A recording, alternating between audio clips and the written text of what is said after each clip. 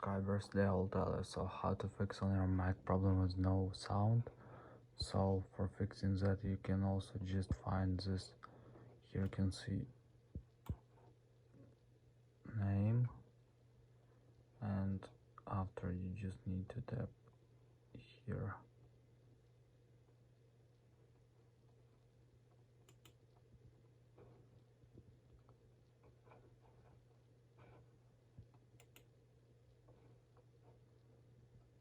And now you just need to open it and just install.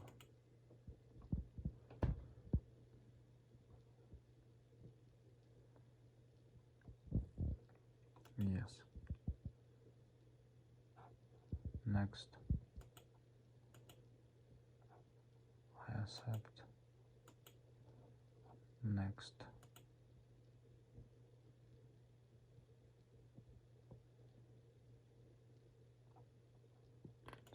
So now you will be able for hearing. Let's try something.